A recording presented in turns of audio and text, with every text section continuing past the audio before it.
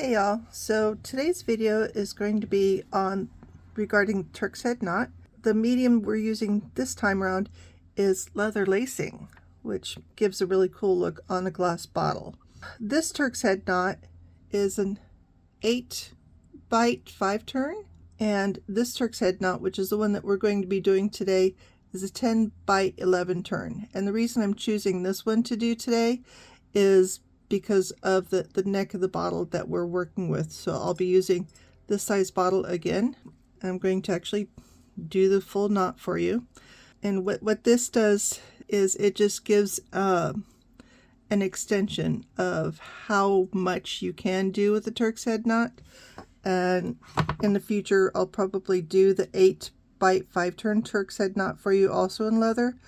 But for now, this is just letting you know how nice the Turk's head knot looks using the leather lacing.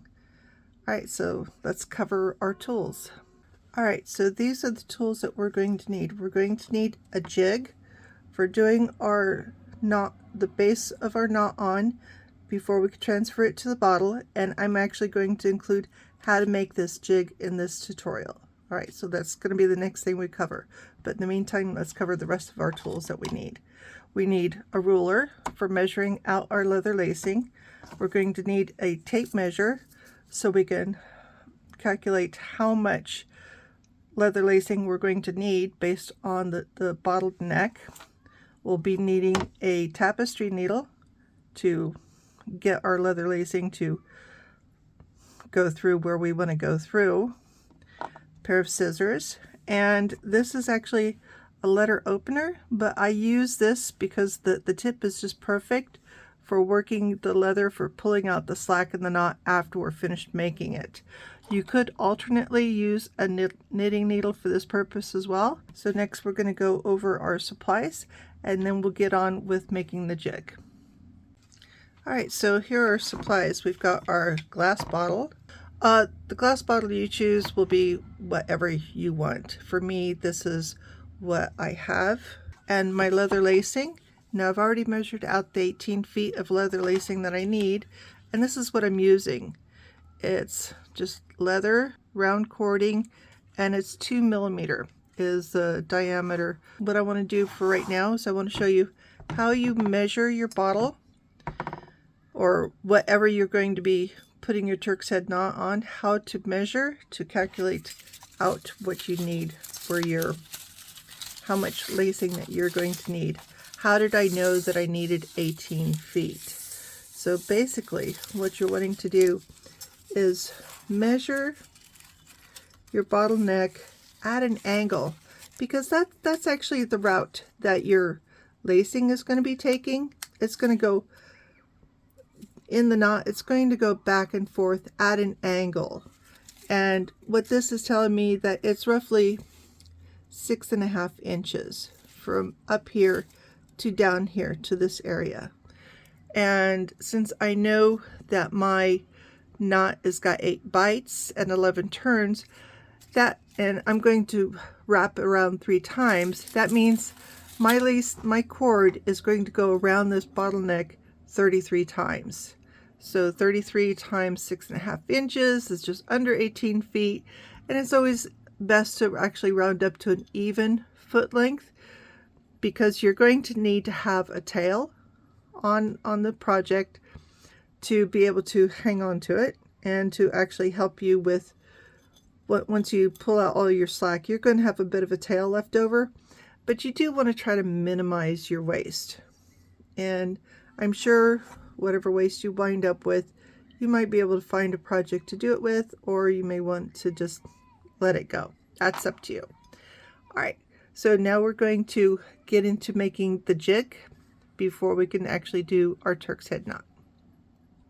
Okay, so one of the first things to do before starting the jig, and this is a sample that I've made, but we're not going to actually use that one. That's just so you know.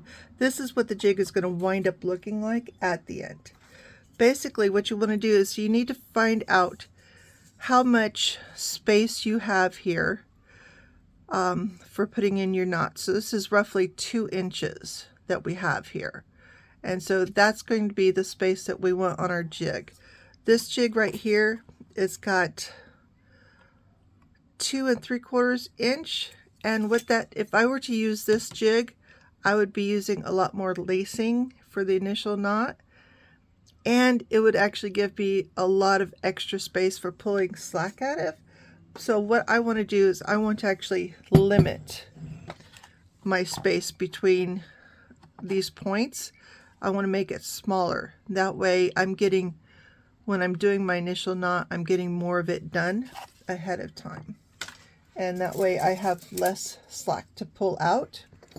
So what I've gone ahead and done, I've taken a new toilet paper roll, and the tools that we're going to be using for this, well, our supplies that are tools, is a toilet paper roll, Sharpie for marking the toilet paper roll, obviously a ruler to make sure we've got the space between our two lines where we want them.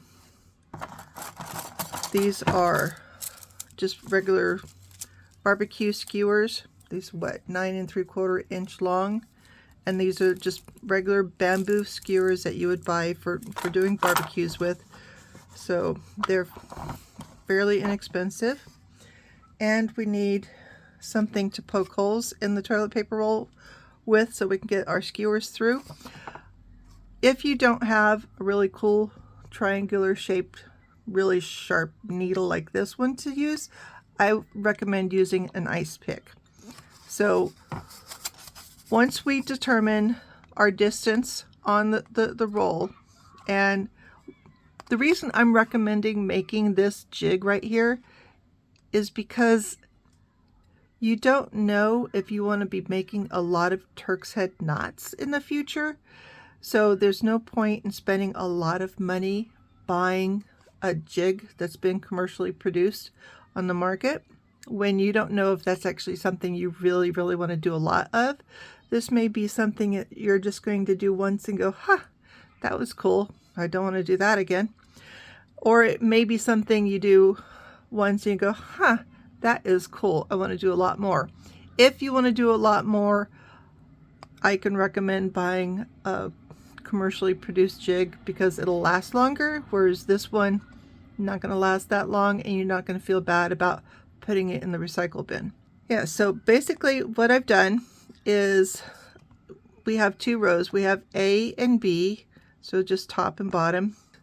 I need 10 holes in my jig to run my skewers through, and the way I determined where they're placed at was I did it by sight.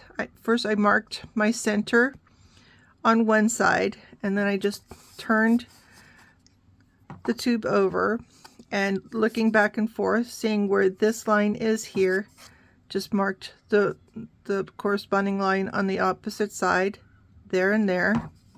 And then I did it again here. I just, by eyesight, going from here to there, making sure I'm in the center, and I marked my center lines here. And then again, I flipped it over, just going by eyesight from here, and then mark the lines on the opposite side for the center. So I know I need 5 holes between each of the marks because this mark on the right is going to be number 6. So this one, if I'm starting with 1 here, I need 4 more evenly spaced as possible, and I just did it by sight where it needs to be. It does not need to be exact perfect measurements at this point, because everything balances out once you start pulling the slack out of your knot, once you get it transferred to your piece. The other, oh, and I should also mention the other reason I'm using the toilet paper roll is because the top of the toilet paper roll is roughly the size of the top of the bottle.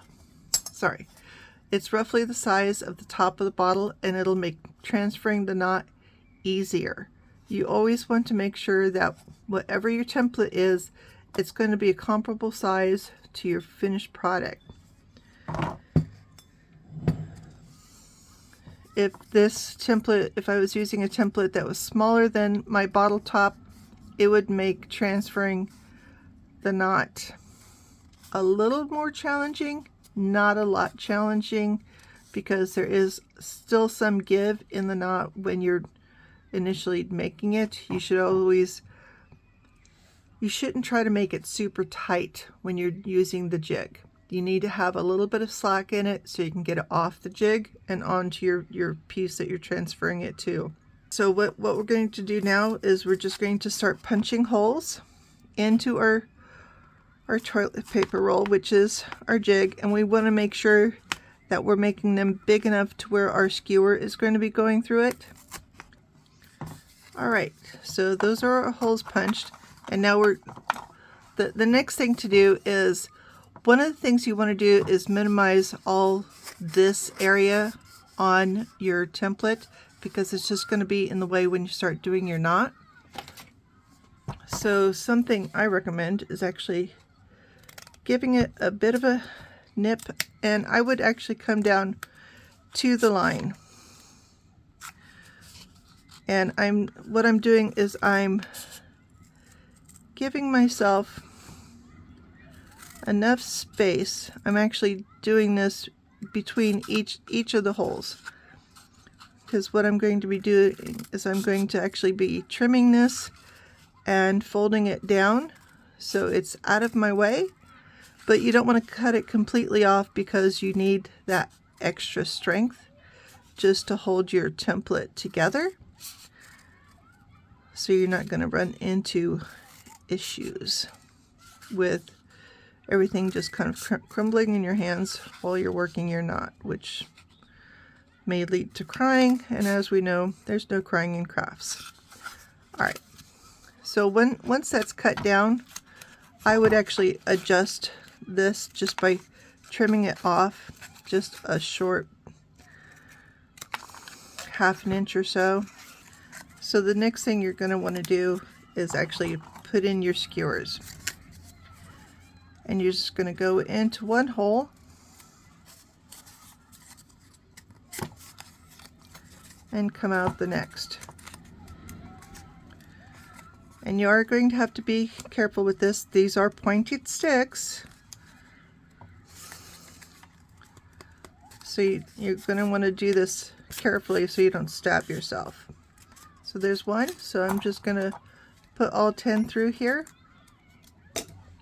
Alright, so once you have all of your little skewers all inserted in, and what you're going to want to do is, you could leave the pointy tips on there if you want to work it that way. That's totally up to you. It's optional. You don't have to trim them off. I personally prefer to trim them off because I don't want to stab myself. So what I'm using are just wire nippers, and I'm just going around and trimming off the pointy parts of the sticks just so I don't stab myself inadvertently while I'm working my knot. And then I'm just going to fold these end pieces down. They don't have to be all the way pushed inside. I'm just getting them mostly out of my way for when I'm working my knot. They're not adding any undue hindrance while I'm working. Alright, something else you've all probably noticed already, I numbered each of the holes. So I've got row A is my top, row B is my bottom. This also helps me make sure I'm holding my knot in the same direction. In the event that you have to put it down and come back to it later, you know which direction you're going. So I've numbered them 1, 2, 3, 4, 5, 6, 7, 8, 9, 10. So, and then we're all the way back to the beginning.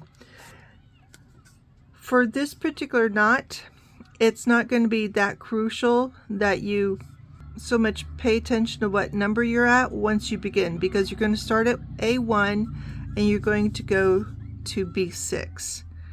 And then after that, you're just going to be, each wrap around, you're just going to be over one more. So you'll start at A1, you go to B6, then you go to A2, B7, A3, B8, and so on. Alright, so I've laced my cording through my large eye tapestry needle, and you do want to use a tapestry needle because you don't want a sharp end on this you'll stab yourself, and that's not cool. So you want to have a blunt needle. And I've actually pulled it through to where most of my cord is doubled up for most of the length, because what that's going to do is it's going to minimize how much you're pulling through the knot, and as you go you'll adjust that. And so for the opposite end, what I'm going to do is I'm going to just tie a bit of a loop at this end, because this is how I'm going to anchor my cord while I'm working it. So I'm just going to tie myself a little loop here, because what I want to do is on my B side, I want to loop it right here on B1, because what that does is it keeps my cord anchored, and at the end this loop is going to come out, and this is going to be a tail end of your lacing, and you'll see what happens to that once we start working out the slack. Then for dropping our cord down through the jig, what I'm going to do to make it easier to guide it through, because it is a long way to reach, I'm actually just going to, I've got an extra skewer here. I'm just going to tape my needle to the skewer, and I'm going to shove it down through my piece to get it through to the other end, because otherwise trying to drop it through there, because of the obstructions, gravity will not be the friend you would expect it to be.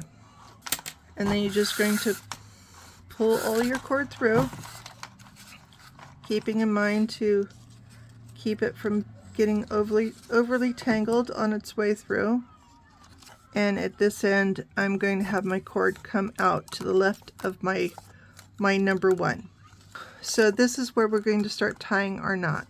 So, and I'll include the template for this in terms of the instructions on where we're going from A1 to B6 and all the overs and unders. Alright, so this is pretty simple. So you're going from A1 and you're just letting your cord lay over the top of your template. You're coming to B6, and we're going to loop around the B6 peg, and then we're going to come back up to A2, and we're going to go over the top of the first cord. This is our first intersection, and we're going over the top. We're going to loop around our peg at A2, and then we're going to come back around. We're coming to number 7. We're going to loop around our peg, and you'll notice that our cord has gone over our previous cord here. And one clue, that every time you have overs and unders, you're going to repeat, you're going to do that particular over under 2 times. You're going to do it the first time up here and the second time here. Now we're coming around and we're heading to A3. And this is how we know we have to go under and then over. The reason we need to go under here is because that cord is over. And because on this particular knot, that will always be coming up next to the cord that we have to do the opposite weaving for, because that's what we're doing. We are weaving. It's basically a large braid, but it's done on a single strand, so we're doing it circularly. And so braiding is a form of weaving, so this is what we're doing. We're weaving. So this one is over, so now we have to go under,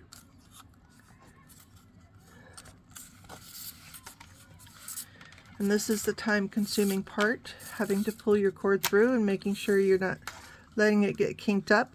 And now we're going to go over this cord, and we're going to go around our next peg, which is number 3, and we're bringing our cord down. And again, this cord went over, so now we're going to have to go under. So we're heading for peg 8, so we're going to go under,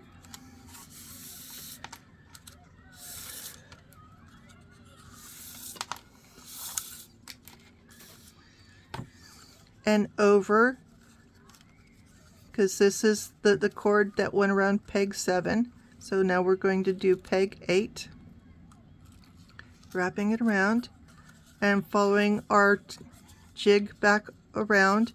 And now we've come to a crossing again. So we see how previously we went under, so now this cord is under, so now we have to go over, and here we want to go under because we're going to go over there.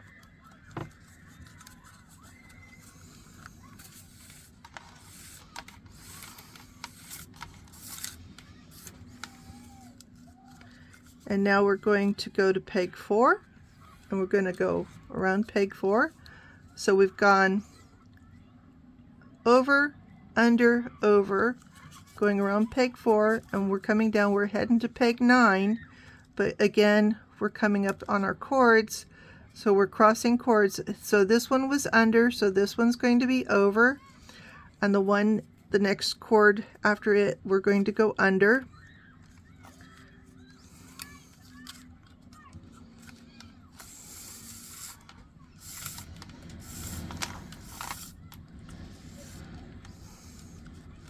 Not sure if you guys can hear that, but it's really windy outside today, so I apologize if you hear the wind in the background.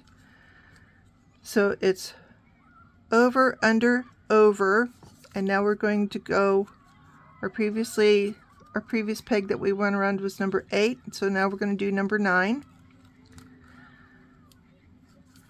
And now we're bringing our cord back around on our jig, and again our previous intersection here was an over, so now we're going to go, our sequence is going to be under, over, under, and then over.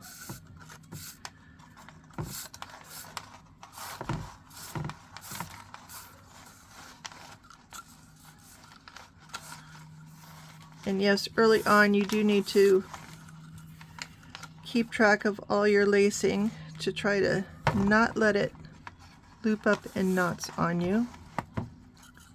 Okay, so we're going under, over, under, and then over. And since our last peg here was 4, now we're going to go around peg 5. And now we're following our jig back around, and we're coming to a crossing again.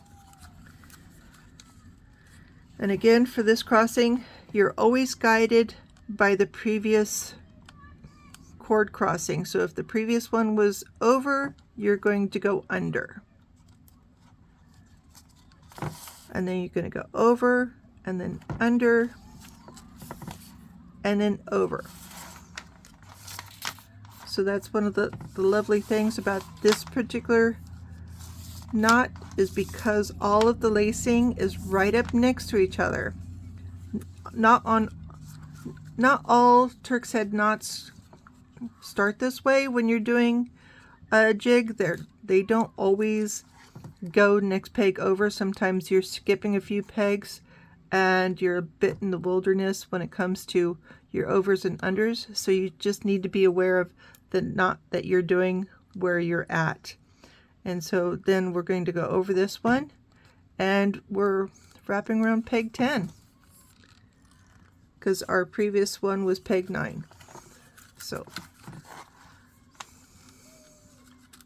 and it's okay to turn your jig back and forth so you can work your overs and unders, threading your lacing through. So now we've come to a crossing again. So our previous was under, so this time we're over. So we're over, we're under, over, under, and we're going to wind up going over this one when we go around the next peg. And now we're going around peg 6 on the top. This is our A row, this is our B row. A row up, B row down. So we've just gone around peg 6, and we're following around, and we've gotten to a crossing again. And again, our previous crossing was under, so this time we're going to go over. So we're going over and under, And it's always the opposite. If you're going over your first cord in a crossing, you're going under the second cord. So it's over and under, over and under, and it'll be over that one. And you'll notice that I've caught up to where my needle has gone through my cord, that I'm catching up to where I've got my cord doubled at. So what I'm going to do is I'm going to actually take a moment and adjust my needle. And what I'm going to do is I'm going to pull my needle out about 6 inches or so. That way, when I go back to look at my tail, I've got more single cord length here between where I've got it doubled and singled. Just so, and the reason I keep this doubled and don't have it that far away from my piece is it minimizes how much I have to pull through each time I work a section of the knot. So here we're back to our previous one was B10, now we're at B1. We're going to loop around, and yeah, this is where you've got your little anchor loop at, and it's okay, you'll just go over the top of it because it's not going to impact the knot at all. All right, so now we're going to follow around, and you do want to try to keep your cords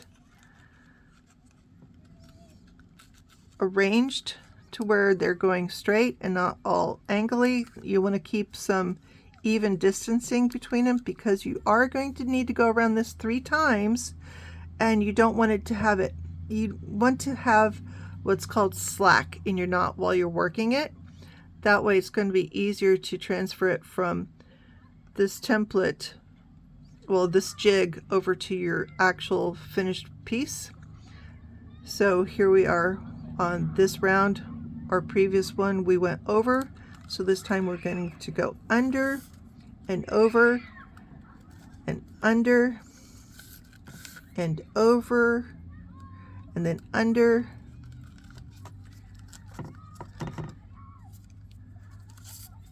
and it'll be over this one. So you've noticed that as we get further along, we have more intersections that we're coming across, which makes sense because that's the whole point, right? We're creating a weave, and now we're going to go around peg number 7 on the A side of our jig, and we're going to just follow our cord around the jig, and again we're coming to crossing again and looking at where we were previously at from the with the cord on the previous round where it's over, so that means we're going to go under here and over and under and over and under, and we'll be over on the last cord, the last crossing. So now our previous one was B1, now we're going to go around B2, and we're working up back towards the A. And you'll see that we're getting closer to where I've only got 3 pegs left between where I initially started and where I'm at right now, which means we're almost done with our first round, with our first wrap of our turns.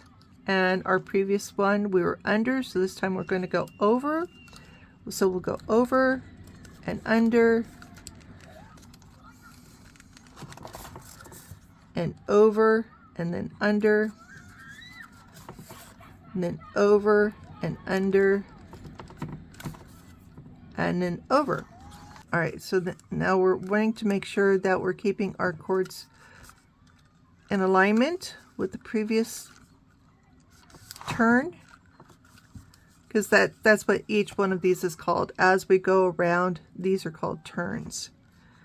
All right, on this one we're going to go on peg 8 because we previously on the A row we were on peg 7. Now we're on peg 8, so we're going to wrap around our peg number 8, and again following our jig. And like I said, we're getting caught up to our beginning, so when we're crossing over our next cord. It's coming a lot sooner now than it previously was because we're getting close to the end. So here we're going to be going, the previous one was under, so this time it's going to be over and then under and then over and under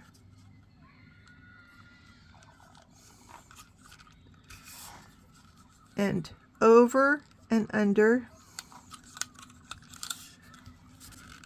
So you can see how that worked out. So we went over and under and over and under and over and under, and now we're going to go over this crossing, and we're going to go around peg number 3 on the B side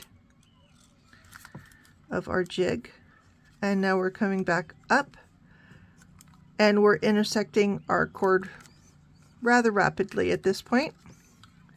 So our previous was an over, so this time we're going to go under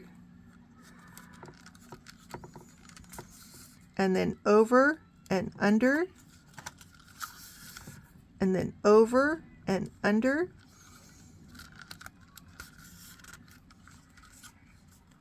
and over and under, and the last one is going to be an over when we wrap around that peg. So as you can see, we are going quite the distance now with our overs and unders, because we started at 3 and we had under, over, under, over, under, over, under, and now we're going to go over the turn that went around peg 8, and we're going around peg 9. And here we're encountering our cord right away. So our previous was an over, so this time we're going to go under, then over, then under, and over and under, and over and under, and we'll be going over this one when we wrap around that peg.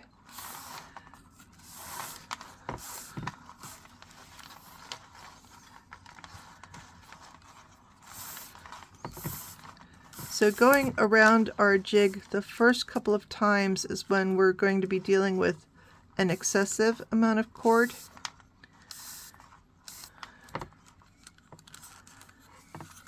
And once you get around twice, there's obviously going to be less cord that you're pulling through.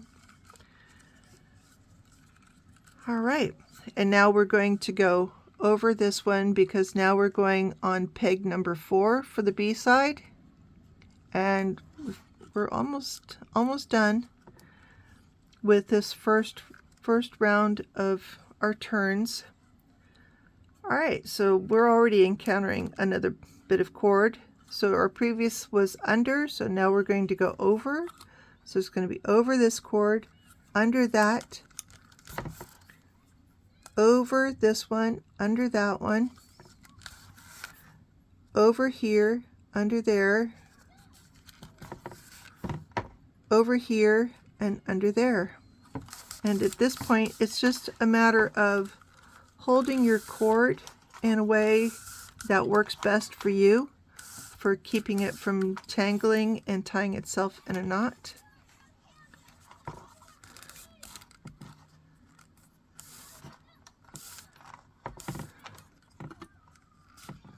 And again, you do want to go back and make sure that you're staying straight with your previous alignment. All right, so we're back up on row A. We previously went around peg 9, and now we're going to go around peg 10. And as you can tell, this is our last unused peg on the A row. So we're almost done with our initial turn. So here, and you'll see this is how the pattern actually works its way. This is going to be our last turn with this cord. because when we come back up here, we're going to wind up at 1, and that's going to be the first round, and then we'll be doing this a couple more times to get it our 3 times around before we transfer it. All right, so as you can see, this is how the pattern works out. So both rounds on either side of where we're going right now, they're both unders. So we're going to go over, and here we're going to go under and over and under and over and under and over and under, and we're going to go over this one when we wrap around that final peg. So again, as you're pulling your cord through, you want to make sure that you're evenly spaced, because that's going to make a difference when you're coming around for the next two rounds, so you have space to get your cord through. So now we're to peg 5 on the B row, which is the last peg. So we're going to go over our cord here when we wrap around, and when we come out, we actually want to go under this cord so we can go over the next one. So here we want to go under and over and under, and you'll see that on either side the cords are opposite from what we're doing here, which means this is our last round this is our last turn for this round of our lacing, which means we got it right. And so that one was under, this one's over, and this one is under.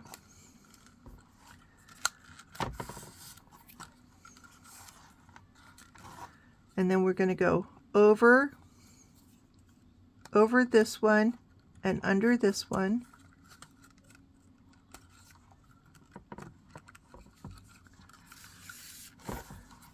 And over and under.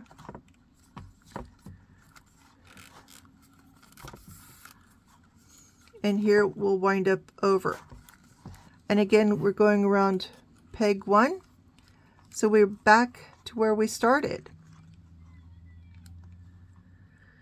And so at this point, we're going to be we're going to go around this 2 more times, so we get our triple banding that we want.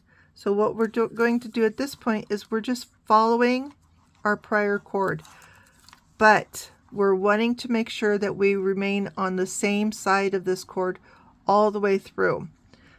That's important to do, because when we transfer the knot to our final piece and we go to work on taking out the slack, we're going to need to know what part of the cord we're working on.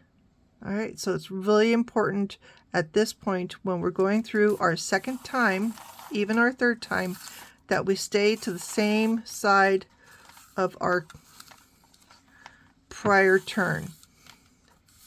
So each time we go around, these are called turns. So we went and we're matching. So this one, we're wanting to keep to the right hand side. Well, if this is the orientation, we're wanting to keep to this side of our first turn for our second. We're wanting to keep to this side of our first round with our second and our third subsequent rounds, because what we're doing is we're building up our knot, and this is what's going to give it that decorative, really nice look at the end. So wherever we went over, we're going to go under and over and under and over. We're following this cord. So that's what we're doing. We're going all the way around. We're not having to worry about what our peg numbers are at this point, because that's already been sorted out with the first round that we've done. And see how it's just lining up next to it. And we're just going to continue to follow it all the way around. And you see how we're doubling up. So now we can see where we're crossing over where we started at. And again, keeping our orientation, we're going to come around the peg. And we see how the cord we're following, we're keeping to its outside edge, to holding our jig in this orientation. We're always keeping to the left. You could work it to the right if you want to, but always remember you're working it on the right. For me, it's easier to work it to the left. So I'm keeping to the left of my primary turn. And so all my subsequent turns are going to be on the left from the original turn. And that's what this is called. Each time we go around, this is called a turn. And so these little loops around our pegs, those are called our bites. So there's 10 pegs, so there's 10 bites.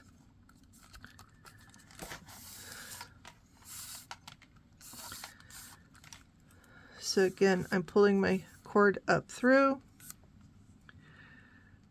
So again, I'm stacking here, and it's okay for them to stack, because once you pull the pegs out of your jig and transfer over to your piece, those will actually, you'll wiggle them around to get them to be in the correct orientation. So don't worry about it right now. Just let them stack up here. The important part is to keep your orientation to the left side of your primary turn, and all subsequent turns also keeping to the left. And you can see how the space here is starting to get a little bit small. Don't worry about that too much. As long as you're not pulling everything tight, you're just pulling it through, and we'll get the tightness later on once we transfer it to the bottle. So again, I'm going to go over and under, and over and under, and over and under, and over and under, pulling all my cord through.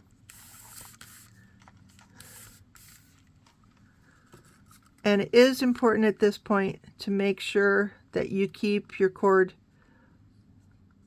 snug up against your initial cord, because you're going to need the space, and you're going to want to make sure that you've got your cords matching with the appropriate alignment. All right, so now we're going to go around this next peg, and continuing to follow, we're going to go under here, and we're going to go over and under, and over and under, and over and under, and over and under, and then we're going to wind up going over again.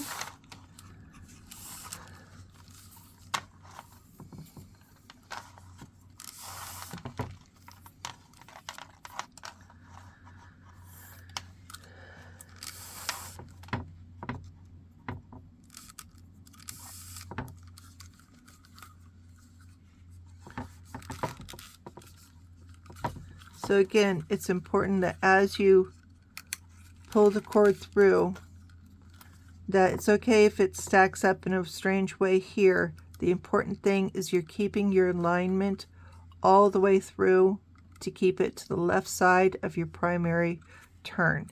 And now we're just going to fast forward, and we'll get around to the third turn.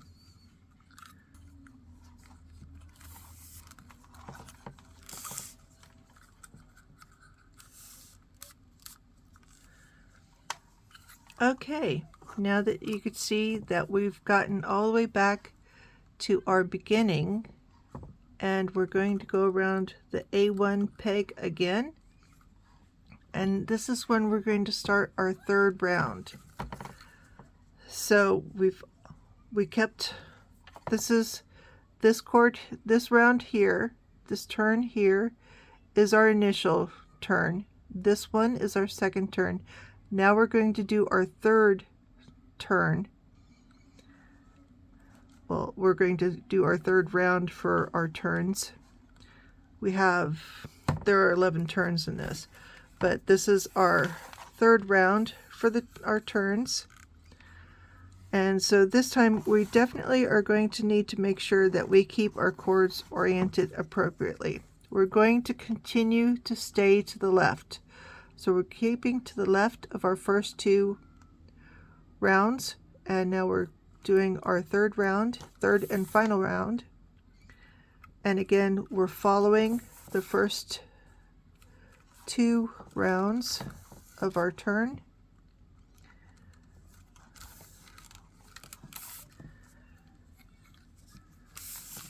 And we're pulling it through. All right, so now we see this is our 3 rounds that we're making on all of our turns. I'm going to continue all the way through, and so every place where you see doubles, you're going to see triples. And it's always important to continue to keep to the left, because you're going to need to know which section of the cord you're on when you're taking out the slack, and you'll understand that a little bit more later.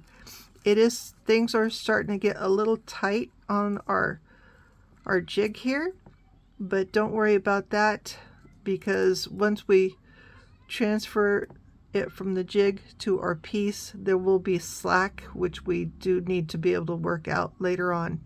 So I'm going to continue to go all the way around this, and I'll see you back at the end. Also, all right, something to note. Our cord is long enough to do this entire knot. There could be a point where while working it on the jig, I run out of cord. Not to worry about that, because you'll leave your cord on your needle, and at that point we need to transfer it to our final piece, because as we start pulling out the slack, we'll have the rest of the cord we need to finish our Turk's head knot. So let's see how far we can get with this cord on the jig, and we'll finish it up when we get it transferred. Okay, so we're at the point where you can see we're getting kind of close to the end of our cord, and we still have a ways to go. And the way we're going to be able to finish this is by pulling out the slack once we transfer it. So to transfer it, basically what we're going to do is we're going to just pull out all of our pegs.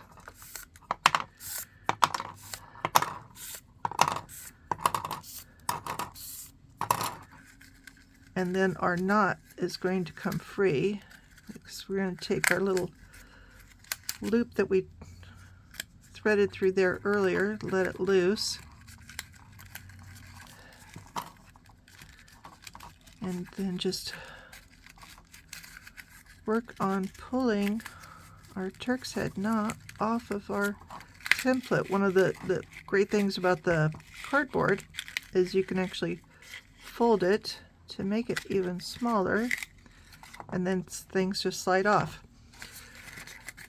You can reuse this for making future knots. It's just a matter of putting your pegs all back into it, but for right now we're going to get it out of our way because we are done with that one for today. And what we're going to do now is we're going to transfer our knot onto our piece.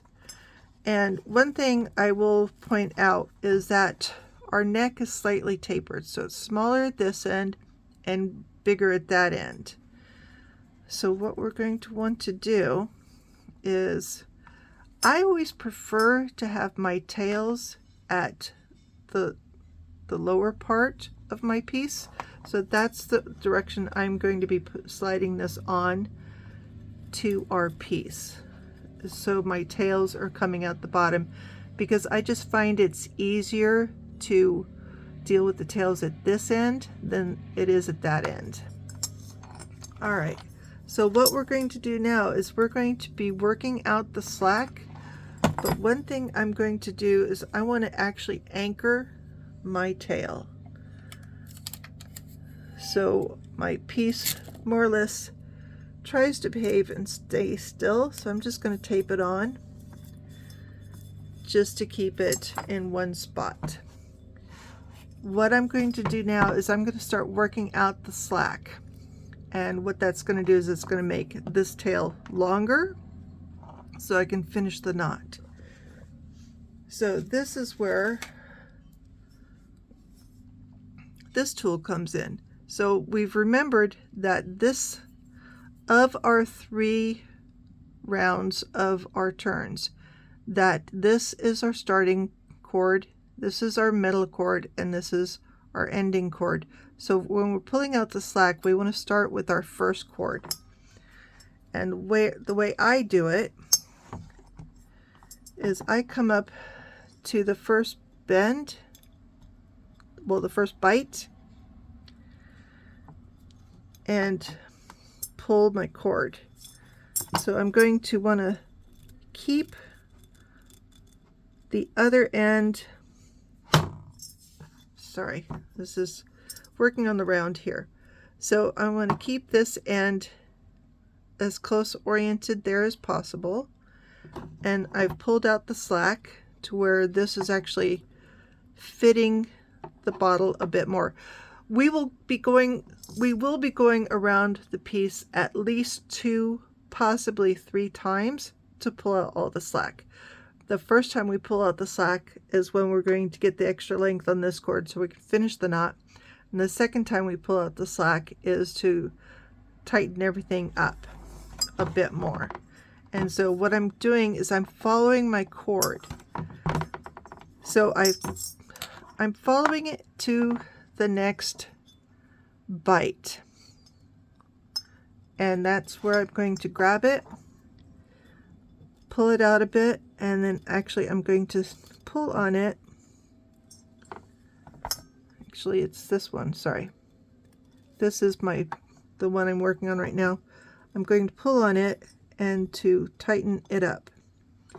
I don't want to do it excessively because I don't want to distort my knot just yet. So I'm pulling it just to get it snug enough to where it's going to start giving me additional cord at my other end. But I will actually have to, and I will be continuously moving my piece and making sure I'm pulling the correct section of my cord. And again, this is my initial turn for the cord, so it's the section to the far right.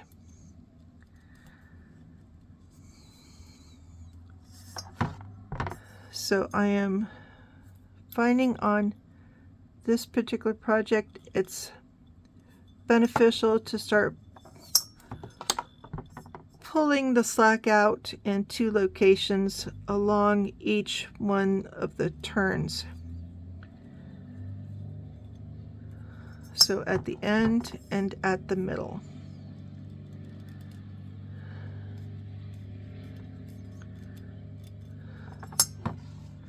So again, you're just going to keep rotating your piece and getting the section that you're working on. I'm still working on the primary turn. So it's the section of the cord to the far right.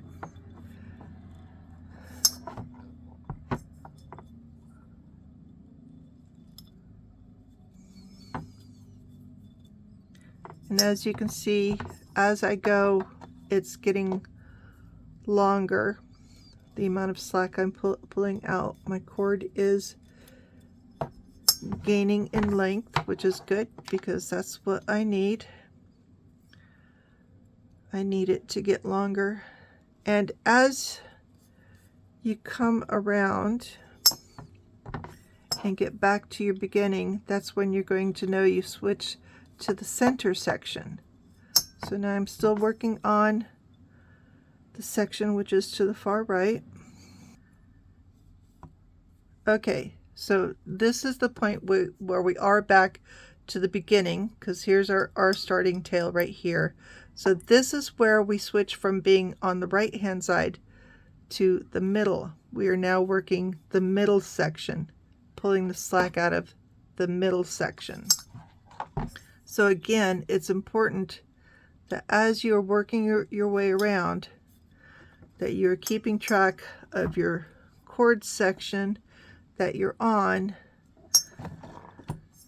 And as you can see, it takes a while to get around this whole thing, but it's going to be so pretty when we are done. So it's important that as you're pulling your slack out, that your cord keeps its appropriate orientation here at the bite, that it's not going to be twisted up. That's the only way you're going to keep track of where you're at, is to make sure that your orientation remains appropriate. Okay, so now we're back to the beginning, and you'll see how when I've gone, of course you notice that I've been to the section where we haven't tripled up yet. So I was still working the cord that's to the left.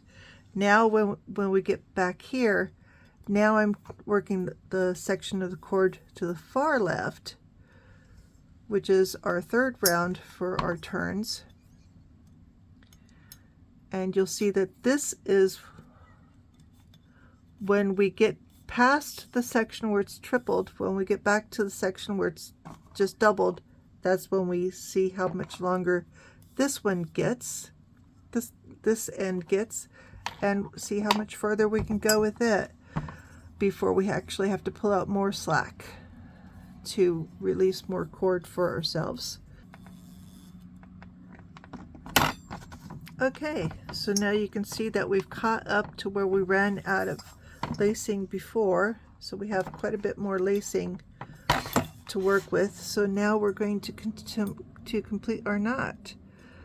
So what we're going to be doing here is just following around to complete our third round, our third turn.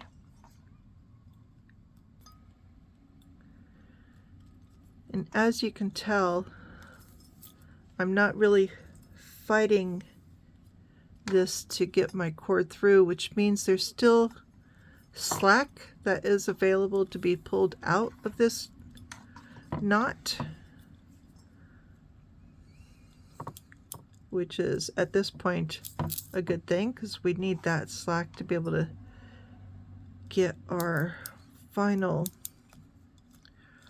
runs through. All right, so what I'm going to do now is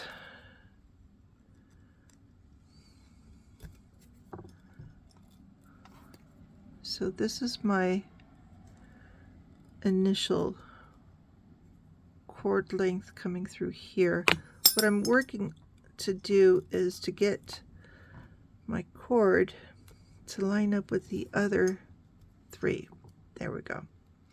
Now I'm going to pull out the slack because I need the better part of this tail at the other end of my piece, but I'm not going to pull it through 100% because I still need to keep track of that, and I'm going to need this when I do the finishing. Alright, so now what I'm going to be doing here is I'm going to go around the entire thing again to get this to be longer so I can finish my knot. Okay, so I've gone around another time to pull out slack, and here I have the additional cord that I need, and as you can see, I only have two more turns that are left to get the third row, and then I'll be done. So what I'm going to do is I'm going to go ahead and get this done off camera and come back and show you how we're going to finish this, because we are almost done. All right, so here we are. We've gotten all of our turns in, and now it's time to actually finish this off.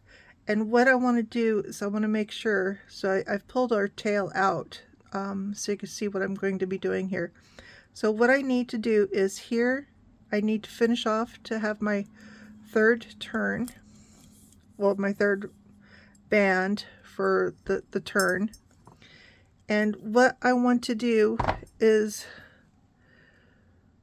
I'm going to have this to be our third band here, because this tail right here, I'm going to embed it elsewhere. And so what I'm going to be doing here is I'm coming out off to the side, and that way you can see that I've got my even 3 bands right there. And I'm going to actually go one more section. I'm going sideways, I'm going underneath everything. So what I'm doing is I'm actually anchoring the tail to where it's actually going to be out of sight. You won't see it from the surface. And it's actually time for me to trim this off. And one of the ways to actually help, let me actually get back on camera here for you. One of the ways to help embed this is to pull it really tight right before cutting, because when you cut it, having pulled it tight actually will help embed that tail back down in. It will eventually, it'll shrink back and keep itself hidden. So that end of the tail is gone. So now we're going to deal with our initial end of the tail. So what I want to do is I want to come back to this point and pull my tail out, because we'll see that this section already has 3 and this section needs 3. So this will be the third. But what I want to do is actually I want to thread the tail through my needle so I can work on embedding this end of the tail. And just like I did the other end going that direction, this end I'm going to go this direction. So I've got that into my needle, and what I'm going to do is I'm going to come through at least one section, because my tail is kind of short at this point. I probably should have left myself a couple more inches, but that's okay. And I'm just going to pull that through, and now I'm going to give it a good tug. I'm going to trim it off close and use my needle to tuck that little guy in to where you don't see it. And now I'm actually going to work the knot. I'm twisting it a little bit to get it to even up a little bit more, and I think I'm happy. And there we have it, our Turk's head knot on our large bottle. And yeah, I hope you all enjoyed this project. So we've taught you how to create a jig to do a large count for bite and turns on a Turk's head knot, and shown you how you can actually do it in leather, which is different from regular cord. And this actually comes out really nice. Probably in a future video I'll do some more embellishment on this bottle with beading, and I'll let you know if I decide to do that or not, and be back with you when that happens. Alright, well, thank you. I hope you enjoyed this video. Please subscribe. Tell all your friends. Have them subscribe. It would be awesome. And I'll see you on the next round. Bye.